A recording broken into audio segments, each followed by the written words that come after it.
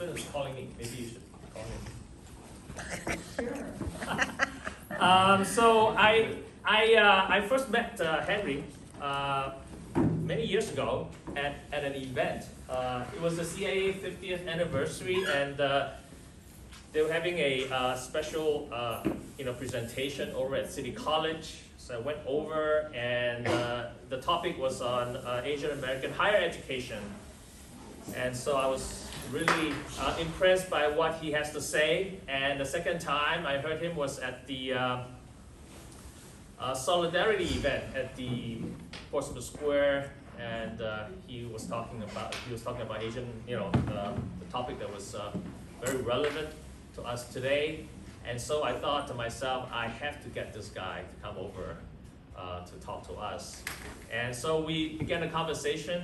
It was in the summer, and well, finally was able to get him to settle on a date, and date of all dates. I'm glad that we're here. I'm glad that he's here, and so I'm just gonna pass the time over to him. He's gonna be talking about Asian American hate issues and how we need to continue to affirm the importance of community. So, shall we begin with the word of prayer? Heavenly Father, we come before you, Lord, and ask that you be with us at this time. And we pray, Lord, that whatever you have willed for us to hear, Lord, may it happen. And I pray, Lord, that this will be something that it will provoke us, and we will be inspired, and we will be provoked to take actions. So we continue to count on you, Lord, to speak through your servant, Henry Dunn. And pray all this in Jesus Christ's name. Amen. Thank Henry. you. He paid us to come. If I misspeak or say something that is a little off color, you can blame Paul. Oh, that would be easy. Because he was on the board of Chinese Affirmative Action when I was working there, and he taught me all the bad tricks. So. We have a love-hate relationship, but mostly hate. Welcome back, Paul. Yeah, I actually forced him to come because I knew he busted his knee. Yeah.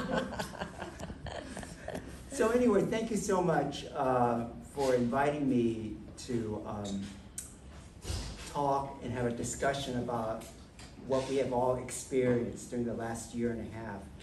This horrific spate of anti-hate incidents that have plagued so many people here and across the United States, and even in other countries of the world. Because of the racial profiling that was promoted by our former president, there is this terrible notion that somehow or another people in China purposely either created the virus or let it loose to harm people around the world, and particularly here in the United States. Just by way of background, even though we're all about the same age, some of you may or may not know me, and if you know me, you may know me about the work that I did at CAA, because it was fairly intense during the 70s, 80s, and 90s when I worked on Chinese American civil rights issues. But just by way of background, so you kind of know, my perspective on how I look at community and how I look at work, and just of who I am. My parents came over with 5 children in 1945. I don't know how my dad did it, but he somehow or another had some in with authorities, because the INS director expressed surprise that my family was able to come on the U.S. Cleveland in 1945. I was born in the Chinese hospital in 1946, towards the end of the year.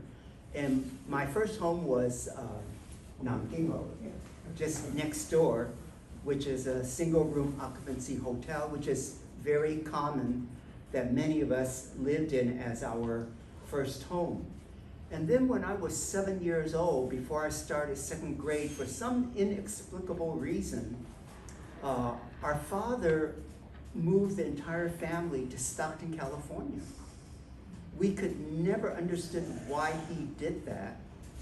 And we were fairly upset because we were the only Chinese family in a neighborhood on the east side of Stockton, that in a neighborhood that was primarily blacks, Chicanos, and poor whites. So from second grade all the way to high school, that was the makeup of the kids that I interact with. So I was always in the minority of minorities. Interestingly, I would learn after I graduated that the superintendent of Stockton schools, as early as the 1950s, had made an outreach effort to recruit minority teachers.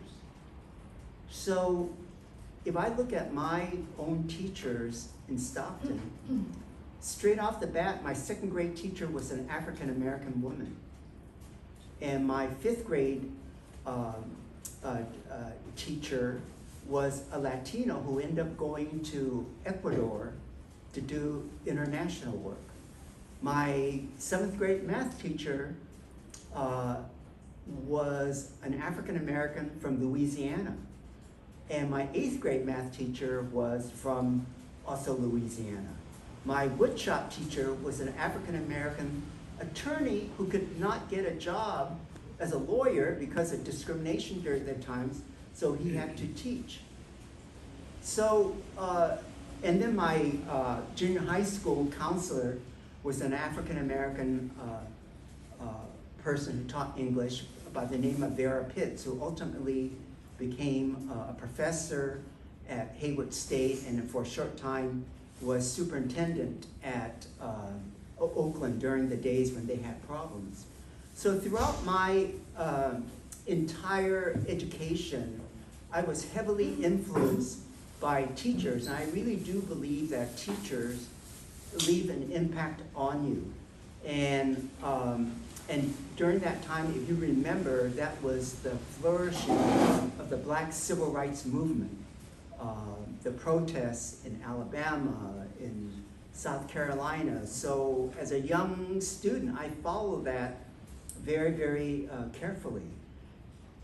We could never figure out why our family moved. And in some ways, it became a puzzle to us, our family. But it was not until very recently that it really dawned on me that I think our father moved us into Stockton because he didn't want our family to be exposed to immigration agents here in Chinatown. One thing that my mom told us when we were growing up, she said, never talk to anyone in the streets about our family. Now, I didn't even know what she was talking about. But apparently what she was afraid of was she actually came to the United States with a false name. Her name that we knew her by was not her real name, but the name of my father's first wife who had passed away. So by claiming to be an older woman, she could claim not only her natural born children, but paper sons who were much older. So I had paper sons in Minnesota, Houston, Boston, all over the United States. And so my father was really a man of his generation, where in order to circumvent the discriminatory Chinese Exclusion Act of 1882, he lied about where he was born. He was born in Nevada City, California. He never said he was never in Nevada City, California for one day. Like men of his generation, he claimed that his birth records were burned in the 1906 earthquake, the fire that ravaged San Francisco City Hall. So I share that with you about my background because even though we felt somewhat isolated, I think my growing up in Stockton in such a mixed, multicultural environment really influenced who I am and what I would do eventually. Following the Black Civil Rights Movement and the Black liberation of African countries in Africa, it really inspired me, even in high school, to go into Peace Corps when President Kennedy announced the program. And at that time, it made no difference what college I would go to. I knew I was gonna go to Peace Corps, and I would, go to Africa, or that's where I wanted to go. And fortunately, in the last year of my college, when I was a senior, where I attended Stanford, they offered Swahili. And that was just a perfect transition for me to learn a language and to be prepared to go to Peace Corps. And funny, I was first assigned to go to Sierra Leone, and I had to tell Peace Corps, they don't speak Swahili in Sierra Leone. So I said, please send me to East Africa, and that's how I got sent to Kenya. And I got sent to Kenya in an agricultural and land settlement group. I knew nothing about agriculture, so I was a typical Peace Corps volunteer. I was a journalist, so I did some very basic rudimentary activities with farmers in terms of basic farming, work with youth groups and whatnot. So after I finished Peace Corps, I felt like, well, if I could go halfway around the world, I certainly can do work in Chinatown, where we knew that it was growing, and there were growing problems with housing, with youth, with education, with immigration, so on and so forth. So that really began my journey to come back to San Francisco in 1970, and I first taught as an ESL teacher, and ultimately I landed working at Chinese for Affirmative Action for more than 20 years. So during that time when I worked at Chinese for Affirmative Action, we really challenged many discriminatory practices, whether it was at civil service, K-12 education at the school district, city college. They were slow in hiring Chinese teachers who could teach English, and they were afraid that if you used Chinese in an ESL classroom, that would be the death of learning English for adult immigrants. We fought for voting rights, for bilingual voting rights. And we challenged the hiring of the lack of hiring of racial minorities in the San Francisco Police Department. And it was because of our challenge of discriminatory hiring and promotional practices that someone like Heather Fong, whose mom was a member of this church, was able to get into the police department, and as they say, the rest is history. She became the police chief of San Francisco. And today, when I recently looked at the latest data, Asian Americans constitute the largest minority group of police officers in the San Francisco Police Department. So there is progress, but at the same time, there are steps backwards and slow improvement in terms of equality and fairness for members of our community and racial minority, as we witnessed during the last 18 months. And I have to acknowledge that, during the time that I worked at CAA, the work that we did was not necessarily very popular, even within the Chinese community. Folks didn't always understand what affirmative action was about. They thought it was quotas, which we weren't, pushing quotas. We were trying to get qualified individuals into jobs and into positions of responsibility. So, we fought the fight, and we fought, hate incidents. We fought situations where there was a police shooting in Portsmouth Square where we thought it was unjust. We filed a complaint about a shooting of a Chinese student by the police at Lowell High School in the 1990s. And I can go on and on about the work that we did, but I have to say that the work that we did during that time, it did not necessarily gain widespread traction within the community. Because people felt unsure about, well, what is civil rights? What is affirmative action? And aren't we all integrated? Aren't we accepted? But during the last 18 months, I think it has been an awakening for people in our community because of the racial profiling and this stereotyping of Chinese and other Asian people. So we know that hate that we have witnessed during the last 18 months is not new. We've had the Chinese Exclusion Act. We've had Chinatowns over in the 19th centuries were raided and were burnt down. Los Angeles, Idaho, Oroville, you name wherever there was a Chinese settlement, there were Chinatowns burnt down because people didn't like Chinese workers. It was competition. And during World War II, of course, Japanese Americans were interned under Executive Order 9066. Even though Japanese Americans were loyal, they were not disloyal, but they were still hauled into concentration camps. And even as recently as in the 1980s, the murder of Vincent Chin by 2 white auto workers, thinking that he was a Japanese worker, beat him to death, claiming that, oh, you people are taking jobs away from us in the auto industry. And those 2 murderers got 3 years probation and a $3,000 fine and did not sit 1 day in jail. And then later that decade, in the 1980s, I'm sure some of you may recall that tragic murder of about 16 school-age Southeast Asian kids in Stockton, California at Cleveland Elementary. The man, Patrick Purdy, was crazy, but as they say, he was crazy against Asians. So I think what we are witnessing today, I'm not a psychologist, but we have seen these horrific incidents occurring in Chinatown, here on Market Street, in Oakland Chinatown, in New York, where people are physically being assaulted.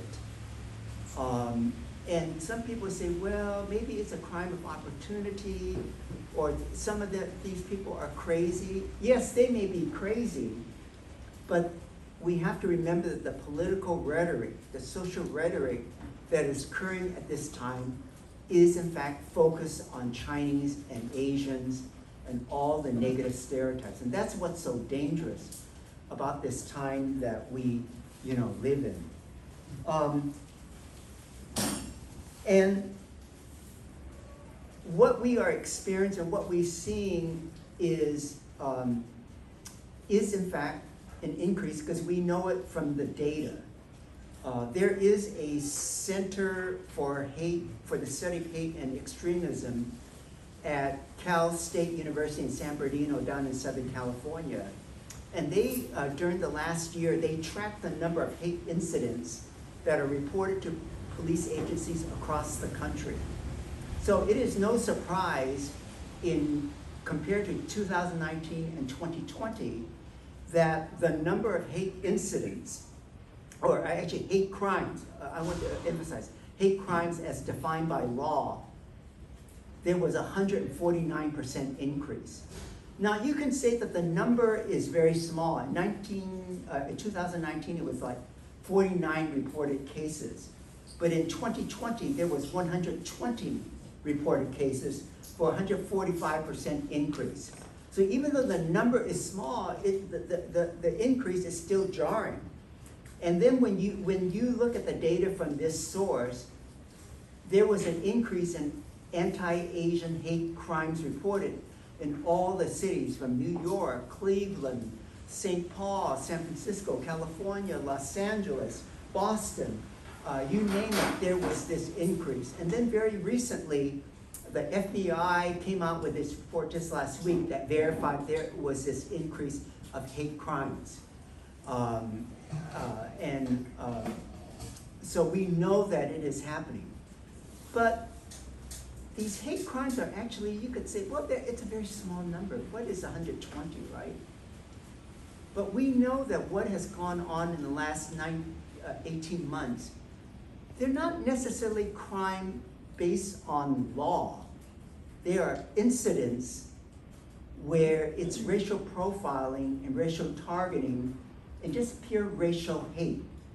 It may not be prosecutable under law, but it nonetheless is affecting members of the community. So 18 months ago, when the former president started to attack China and started saying this is the China flu, the Wuhan flu, so on and so forth, the people at Chinese Affirmative Action, Vin Pan and Cynthia Choi, and their colleagues in the Asian American community in California approached the former Attorney General, Javier Becerra, and they said, hey, Attorney General, you need to set up a hotline to receive calls from members of our community who are experiencing these incidents. Unfortunately, Attorney General Becerra kind of said, well, we have a system in place. We're not sure that we can do it, so on and so forth. So CAA and its partners were left in a quandary. They said, hey, what are we going to do? So at the end of the day, they decided to set up their own website called Stop AAPI Hate. And that Stop AAPI Hate was set up on the website so that anyone in the United States could record an incident of hate. It was very easy to do. You just go online, Google Stop AAPI Hate, and then you could fill out that form. And it turned out that by the end of the year, or between March of 2020 and March of 2020 and March of 2021, there were over 6,000 incidents reported from across the country. And then after the tragic massacre of 8 people in Atlanta, Georgia, 6 of whom were women at those massage parlors, Stop AAPI Hate continued to gather data. So that by the end of June 2021, over an 18-month period, over 9,000 incidents had been reported to that site. That is an astounding number by any measure. And the work that these groups have done has actually awoken even mainstream media, because for the longest time, mainstream media paid very little attention to hate crimes that afflicted people of Asian American descent. And it got so bad in terms of these reported hate incidents because national media began to cite the initial data of 6,000 incidents. It did catch national attention, so that even the New York Times on April 21 came out with an article about the swell of hate crimes occurring in the United States and the like. And that was an admission by a major national newspaper that this is a problem, that it had to be dealt with. So I just will show you, if you go online, this is what you will see. Stop AAPI Hate, it's really easy, you can Google it.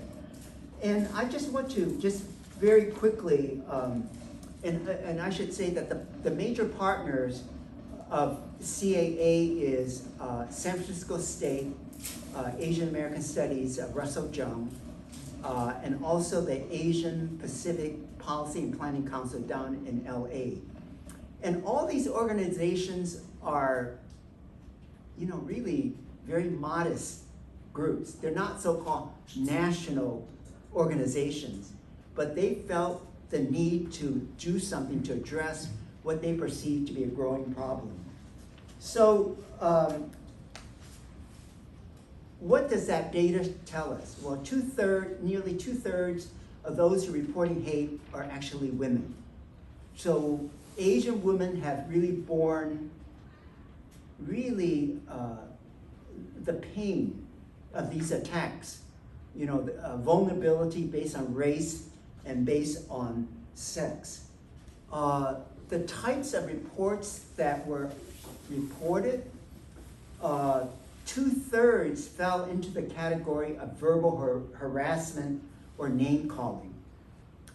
Then there was about 70% that was like shunning, where people, you know, you may be walking down the street or in the store, you know, you could tell that people made an effort to avoid you. Then there was 14% that were actual physical assault. Well, you could say, well, 14% physical assault is a low percentage, but you say 14% of 9,000, that's like, you do the math, right? It's well over 900 incidents of physical assault where someone was beat or hit. So that is very troubling. And then the other one is nearly 10% people were coughed on or spat on. And then where did these incidents occur? Well, about 1/3 of them occurred in businesses, probably during the pandemic, most likely in stores, because everything was shut down, correct? So it would be stores whenever you would go out shopping. And then another third or so, about 30%, happened on sidewalks, parks, public places. And then other places were private residents, 10%. And what that private resident would suggest to me is that people were maybe at homes or with friends, and even friends might have made expressions or said things that would fall in a situation of a hate incident and the like. Chinese were the main targets, but the people who reported these 9,000 incidents were not all Chinese. 44% were Chinese, 17% were Korean, about 10% were Filipino, and another 10% were Japanese. So in many ways, this Stop AAPI Hate has not only been an awakening about what is happening to members of our community, but it's an awakening to Asian Americans themselves that they are Asian. It makes no difference what your ethnicity may be, that we all look the same without regard to which country we come, our country of origin, whether we come from China, the Philippines, or Southeast Asia, that we all look the same. And I think that this has created a moment of reflection for so many people to say, you know, I never really had an Asian identity. You know, I grew up, you know, I'm the first to admit, I'm Chinese. I have Chinese immigrant parents. I speak broken Cantonese. You know, I eat Chinese food. I don't necessarily like Filipino food. You know, so, but I have a Filipino son-in-law, so don't tell him that. But I